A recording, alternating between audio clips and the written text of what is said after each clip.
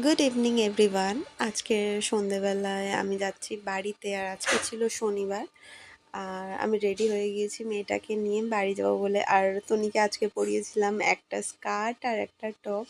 ওকে এটা প্রথমবার পরিয়েছি, আর এটা পরে ওকে কী যে মিষ্টি লাগছে, আমি শুধু বারবার ওকে দেখছি। আর আমরা এসেছিলাম ফ্যাংরোসে। ওর একটা হচ্ছে ফর্মুলা মিল্ক নেবো, ফর্মুলা মিল্কটা ফুরিয়ে গেছিলো, তো বাবাই বললো যাওয়ার পথে নিয়ে নেওয়া হবে, তো সেটাই নিতে এসেছি। আর যেহেতু রাস্তার পাশে, আর ও সেইভাবে বাড়ি থেকে বের হয় না, তো শুধু বাইরেতে দেখছে গাড়ি যাচ্ছে, আর মানে ভীষণ ইন্টারেস্ট নিয়ে দেখছে। দেখতে দেখতে তো আমরা বক বক করতে করতে বাড়ি চলে এসেছি। তারপরে আমি খানিকটা ভিডিও বানিয়েছি, আর বাড়ি এসেছি, এসে বসতে পারিনি, কারেন্ট অফ হয়ে গেছে। তারপর আর ভিডিও বানানো হয়নি। তারপর আমরা খেয়ে দিয়ে শুয়ে পড়েছি। আমার বোন শুয়ে রয়েছে, আর আমার ভাইজি ওকে ফেসিয়াল করে দিচ্ছে। আমার বোন বলছে, তুই আমাকে একটু ফেসিয়াল করে দে। তো ওদের ওদের দুজনকে বলছিলাম যে আমাকেও একটু করে দিস। ওরা বলছে তোকে করে দিতে পারবো না, আমরা দুজন দুজনকে করে দিচ্ছি। তুমি দেখো। আর আমার বোন বলছে কোনো স্টেপ নেই, দেখ প্রথমেই স্ক্রাব। আমি বলছি তো ওয়াইপস দিয়ে করে দিলে ওই তোর অনেক যথেষ্ট। আমার বোন বলছে আমাকে প্লিজ ১ ঘন্টা ধরে করে দিস একটু। তা আমরা সব কথাই হাসাহাসি করছি যে খেতে চাইলে শুতে যায়। আর ও তো পারে না, কখনো করেনি। আমরা ভীষণ মজা নিচ্ছি ব্যাপারটা, যে তুই কি করছিস, জল আইনে কেন করছিস? বলছে তুমি কেন এরকম বলছো, আমি তো প্রথম করছি নাকি। বলছি ওর কি তুই দাড়ি কাটবি, দেখ একটা সাদা টাওয়াল দিয়েছি, দিয়ে জল আইনের কাছে যেরকম শেভিংস করার আগে শেভিংয়ের জেল দেয়, সেরকম মনে হচ্ছে যে তুই ওর দাড়ি কেটে দিবি। ওই বলছে, আর আমরা কত হাসাহাসি করছি। সত্যি তাই, এই ফ্রিতে পাচ্ছি, সেই তোর অনেক সৌভাগ্য।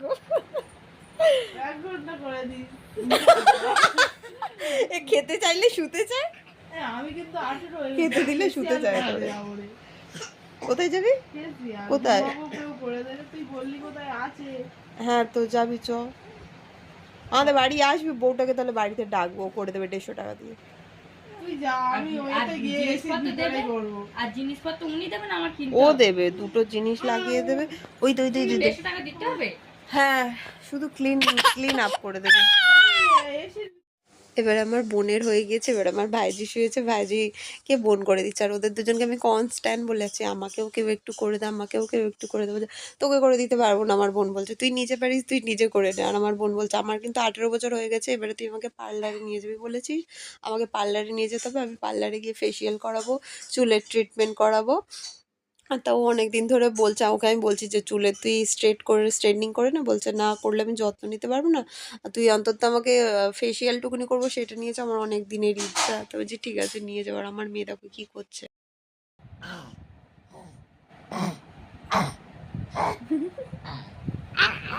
এটা কি হচ্ছে, এটা কি? হ্যাঁ, কি বদমাশি হচ্ছে? ওটা তোল। আরে আর এগুলো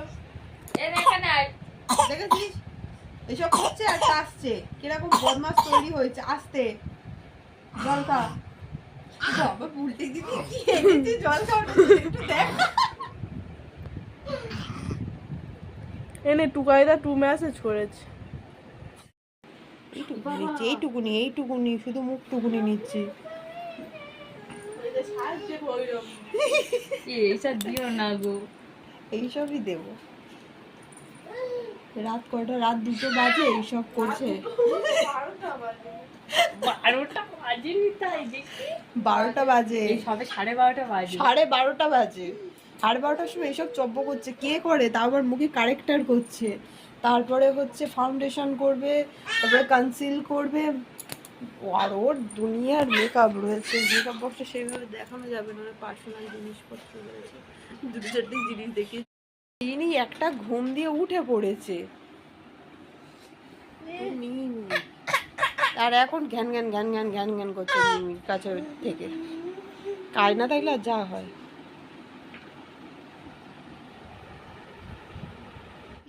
পেটে গেল তো। এইসব হচ্ছে আমাদের রাত 4টের সময়। এই রাত 4টের সময় নাকি 1:30টার সময়? এটা 1 মাস পরে যাবে ভিডিওটা, চিন্তা করছিস কেন? এইসব কাণ্ড কারখানা হচ্ছে। ধর এখন রাত 1:30টা বাজে, এটা রাত 4টে পর্যন্ত চলবে। কাজলটা সুন্দর করেছিস। আমাদের সব কাণ্ডকারখানা দেখেছো? আমি বাড়ি গেলে এইসব হয়। মানে 12:30 একটা বাজলে সব সাজতে গুজতে বসা হবে, হয়ে রেডি শেডি হয়ে এবারে টিকটক বানানো হচ্ছে, কখন রিলস বানানো হচ্ছে। যাই হোক, টিকটক নেই, ইনস্টাগ্রামে রিলস বানানো হচ্ছে, ফেসবুকে রিলস বানানো হচ্ছে, এইসব করি। আর আমার ভাইঝি নাকি রাত 4টে পর্যন্ত এইসব করেছে, মানে ভোর 4টে পর্যন্ত। আমি তো 2টো 2:30টে বাজে, তারপরে আমি আমার ঘরে চলে আসি, ও ওই ঘরে ছিল, ও আর বোন। তা আমার বোন বলল আমি 3টে 3:30 পর্যন্ত গান শুনতে পেয়েছি কানেতে। তারপরে আমি এসে আমার মতন শুয়ে পড়েছি। তারপরে সকালে উঠে দেখলাম যে ও আমার পাশে শুয়ে রয়েছে। আমার আর হুঁশ ছিল না ও কখন এসে শুয়েছে। তা আমার ভাইঝিকে বলতে, আমার ভাইঝি বলল আমি ভোর 4টের সময় এসে শুয়েছি। ময়না তো 3টে 3:30টার সময় অবধি জেগেছিল, মানে আমার বোন অতক্ষণ জেগেছিল। তা আমার বোন বলল তোর এত রিলসে আওয়াজ আসছে, আমি লাস্টে বাধ্য হয়ে তোর হেডফোনটা নিয়ে কানের মধ্যে দিয়ে গান চালিয়ে ঘুমিয়ে পড়েছি। আমি সকালে শুনে কত হাসবো, বাবারে বাবা। আর সকাল হতে পারেনি, উঠে পড়েছি। উঠে আমাদের ওখানে মা কালীর পুজো ছিল, যার কারণে আমি বাড়ি গেছিলাম মায়ের পুজোর জন্য। গিয়ে পুজো দিয়ে এসেছি। আর মেয়ের মোটামুটি আমি সকালবেলা উঠে মেয়েটাকে খাইয়ে ঘুম টুম পাড়িয়ে দিয়ে স্নান টান করে পুজো টুজো দিয়ে এসেছি। আর গিয়ে ভিডিও ফটো তো কিছু তোলা হয়নি, কারণ তাড়াতাড়ি গেছি তাড়াতাড়ি এসেছি আমার মেয়েটা ঘুমাবে বলে। আর তো এসেই আমি মেয়েটার খাবার বসিয়ে দিয়েছি, কারণ আর জানি ও উঠলে খাবে, খাওয়ার জন্য বায়না করবে, ওই জন্য তাড়াহুড়ো করছি। ওর একটু সবজি, একটু খিচুড়ি, একটু সয়াবিন দিয়ে ওর খাবারটা বসিয়ে দিয়েছি। এখনো পর্যন্ত ঘুমাচ্ছে, তা বললাম ধীরে সুস্থে করি আর একটু সাথে ভিডিওও করে নিই। আমার তো আজ মানে এক ভাবলাম আর এক হলো, মানে দুর্দান্ত মন খারাপ। এখানে মেয়েটাকে নিয়ে এসে আমি দোলায় পুরো মনমরা হয়ে বসে পড়েছি। আমার এত মন খারাপ, আমি মানে একটু আগে পর্যন্ত এত পরিমাণে কাঁদছিলাম যে কি বলবো। মানে আমার অনেক দিনের ইচ্ছা ছিল যে আমি আমার মেকআপ আর্টিস্টের কাজ করলে প্রথম যে ইনকামটা হবে সেখান থেকে যদি ভালো মতন একটা ইনকাম হয়, তাহলে আমি সেই টাকা দিয়ে মা কালীর কাছে একটা মানত করেছিলাম যে একটা শাড়ি কিনে দেবো। তো দিয়েওছিলাম, তো দাদু বলেছিল পুজোর সময় পরাবে। এবারে আমি যখন গিয়েছি, গিয়ে দেখছি অন্য শাড়ি পরানো রয়েছে। এবারে তো আমি দেখে দাদুকে বলছি তুমি পরাওনি? বলছে কেন, এইটাই তো তোমার দেওয়া শাড়ি। আমি বলছি না এটা তো নয়। বলছে এটাতে তো ওই বাড়াইপুর লেখা ছিল। আমি তো দেখে সঙ্গে সঙ্গে কাঁদতে বসে গেছি যে তুমি আমার দেওয়া শাড়িটা পরাওনি। মন খারাপ করে চলে এসেছি কাঁদতে কাঁদতে পুরো। দেন বসে মেয়েটাকে খাইয়ে দাইয়ে ঘুম টুম পাড়িয়ে দিয়ে আবার বিকেলবেলা রেডি হয়ে যাচ্ছি পুজোটা আনার জন্য, কারণ রাত্রে যে মেন পুজোটা হবে সেই পুজোর জন্য আমি পুজো দিইনি, সকালবেলায় পুজো দিয়ে আমি চলে এসেছিলাম, কারণ আমি জানি পরের দিন খুব সকাল সকাল গিয়ে প্রসাদ আনতে হয়। তো আমি দাদুকে বললাম যে আমি আসতে পারবো? দাদু বললো কোনো ব্যাপার না, তুই সকালের পুজোটা দিয়ে নে। তা এই ঠাকুরমশাইয়ের বাড়িতেও কালী ঠাকুরের পুজো হচ্ছে, এটা তারা মা। আর যে দাদুর বাড়ি যাচ্ছি সেখানে হচ্ছে মা কালী। ওটা কি ঠাকুর আমি বলতে পারবো না, তবে কালী ঠাকুর। মন মেজাজ তো প্রচণ্ড পরিমাণে খারাপ ছিল, কিন্তু কি করবো আর, আমাদের ওদিকে রাস্তা খুব একটা ভালো না। তা বোন বলল তুই একা একা যাবি তো চ আমিও যাই, একটু মায়ের দর্শন করে আসি। মেয়েটাকে নিয়ে আমরা বেরিয়ে পড়েছি। তার বোন সাইকেল চালাচ্ছিল আর বোনের পিছন পিছন তো মানে পিছনে বসে আমি এলাম, আর এসেই চলে এসেছি আমার মায়ের কাছে। আর মা দেখতেই পাচ্ছে একটা লাল টকটকে শাড়ি পরেছে। মায়ের পুজোর দিন মা লাল শাড়ি পরবে না তা কখনো হয়? তা আমি দাদুকে সেটাই বলছিলাম, মায়ের পরার ইচ্ছা হয়নি তাই মা পরেনি। 1 বছর 2 বছর প্রায় শাড়িটা আমি কিনে রেখে দিয়েছি। আমার শ্বশুর মারা যায়, তখন অসহ্য হয়ে যায়, সেই কারণে আমি শাড়িটা দিতে পারিনি তখন। এবারে তারপর 1 বছর অসৌচ ছিল, তারপরে শাড়িটা দিতে যাবো বলে তারপর আমি প্রেগনেন্ট হয়ে গেলাম, তারপরেও শাড়িটা আমি দিতে পারিনি। তারপরে শাড়িটা আমি ফাইনালি পাঠালাম তো আমার মায়ের হাত দিয়ে, দাদু বললো পুজোর সময় পরাবো। তো আমার মনে এত আশা জেগেছিলো যে মায়ের পুজোর দিন মা আমার শাড়িটা পরবে, খুব খুশি হয়েছিলাম। শাড়িটা আকাশি কালার আর গোলাপি কালারের নিয়েছিলাম। বলি মাকে তো সবাই সবসময় লাল শাড়ি দেয়। শাড়িটা দেখে একবারেই আমার এত পছন্দ হয়েছিল যে মা এটা নয় পরুক না, আমার দেওয়া শাড়িটা তাতে কি হয়েছে, অন্য কালারের নয় একটা শাড়ি পরবে। কিন্তু তারপরে এসে যখন দেখলাম যে মা অন্য শাড়ি পরেছে, মানে বিশ্বাস করবে না, আমি ওখানে বসে বসে পুরো কেঁদে ফেলেছি। আর আমি তো প্রচণ্ড পরিমাণে কাঁদছি মায়ের দিকে তাকিয়ে, যে তোমার উপর আমার খুব রাগ হলো, তুমি যদি নাই পরতে তাহলে কেন আমায় বলেছিলে দাদুর মুখ দিয়ে যে তুমি পুজোর দিন শাড়িটা পরবে।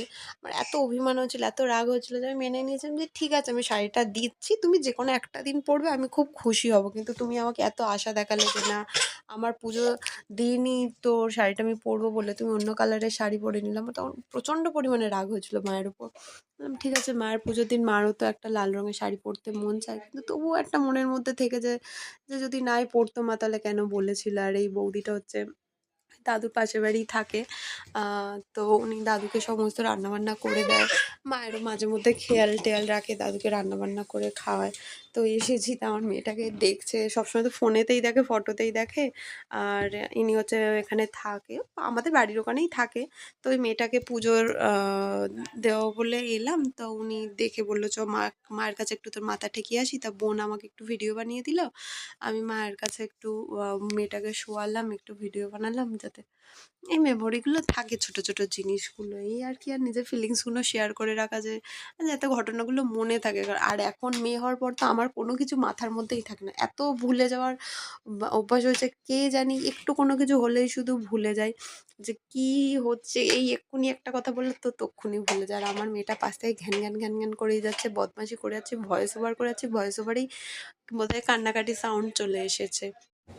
তো যা হওয়ার তো হয়ে গিয়েছে, সব ভুলে চলে আসলাম। এসে মাকে লাস্টবার একটু দর্শন করে বাড়ির দিকে রওনা দিলাম। বোন সাইকেল নিয়ে বেরিয়ে পড়েছে, আমিও সাইকেলে বসে পড়েছি। বসে আমরা চলে যাচ্ছি, যেহেতু মেয়ে কোলে রয়েছে বেশি ভিডিও বানায়নি।